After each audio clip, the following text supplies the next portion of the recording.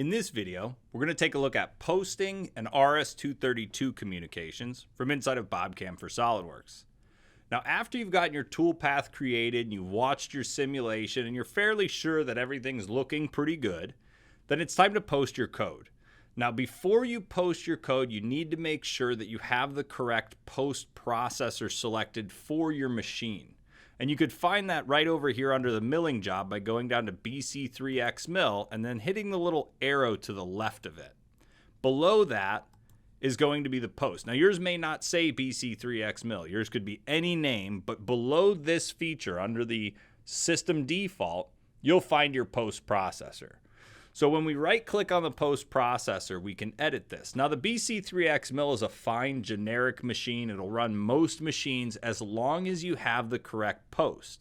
So if I hit select here, I can scroll down through here and find whatever post I'm looking for. So I can go in and say I want to pick a Haas post or a Fanuc. All of these come with BobCAD other than this Herco VMX30 here. That's the one I added in earlier. So you pick the correct post, and I'm just going to keep using the BC3X mill, and then hit OK. And then after you have the right post, you're going to right-click on Milling Job and say Post. And this is going to generate the code and have it output on the Posting tab right over here. Now there you could see all the code, and you can scroll through it and just take a look at it, really. But if we go in and we right-click in this code, we get a choice of doing a Save As, which is going to let us save our code. So I can go in here. I can put it in the right folder and then just say save. Now that G code is saved to that folder. Now, depending on what file type you need, you can actually set the file type through the CAM defaults here. So if we right click and we go to current settings, we can make sure to pick the correct machine. So we got our BC3X mill, and then go right over here to posting.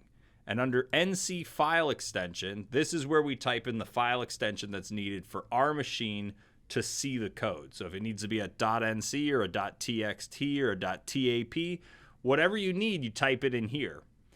That way, when we right click in here and say save as, it allows us to save it as a .nc. Now, if you forgot to change that, you can also save this as all files, and then you can type in .txt. Now I'd be saving that code as a text file. So for now, I'm just going to cancel out. Now, if you aren't saving the code, you're going to send it directly out to the machine with an RS-232 cable, or you want to look at the code some more where you can actually make edits to it. Instead of save as, you're going to right click and say NC Editor. And you're just going to wait for the NC Editor to launch. You'll see it initializing first, and then eventually it's going to load up for us. Now, when the NC Editor launches, you now have a chance to go through and make any modifications to the code that you need to. So if you needed to remove any blank lines or spaces or resequence line numbers, you can do all that right from up here. You can replace certain parts of your code, or you can go to specific lines. You could even come in and change the spindle speed and the feed rate to make all the values go up by a certain percentage if you wanted to. So you could say, I want all my feed rates to go up by 100% through the whole document, and it's going to do that for every feed rate. You also have the ability to view and expand and collapse your code. You could find your tool changes and comments. You could even compare another set of code to this. Now, the simulate function comes when you have the NC Editor Pro. And this allows you to go in and actually simulate the job. So I can actually say, let's verify this. And let me hide the axes. And if I zoom in right here, we can actually see, let me zoom in right there. We can actually watch it simulate the code. So we just say reset and then play. And it's going to come in and cut the same part. And if I don't want to see all the toolpath, I could turn off the backplot feature. And this is going to show me what this toolpath should look like when it's actually running through the code. So this should give me a different result than what I saw the first time in the simulation built into BobCAD. It should be the same, but if you see any differences here, there could be a problem with the post processor. So you want to make sure that you have everything set up the way it needs to be. And then finally, the last page is the tools. So if I go over here to tools, we have toolpath statistics, which shows us statistics about the toolpath. Or we could start a DNC transfer, and this is using an RS-232 cable to talk to the machine.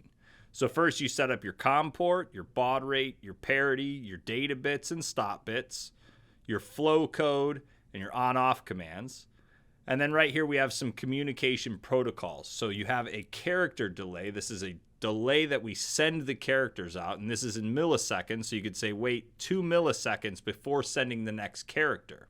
You could also say a line delay, and you could say wait 5 milliseconds between each line getting sent out to the machine. Now, if I go back to serial connection, down here we have the option to send or receive. So as long as these values are set correctly, we can send directly out to the machine, or we can receive back from the machine. When we're all done, I'm going to close that out and then close my NC editor. And that concludes the video on the posting and RS-232 communications from inside of BobCAM for SOLIDWORKS.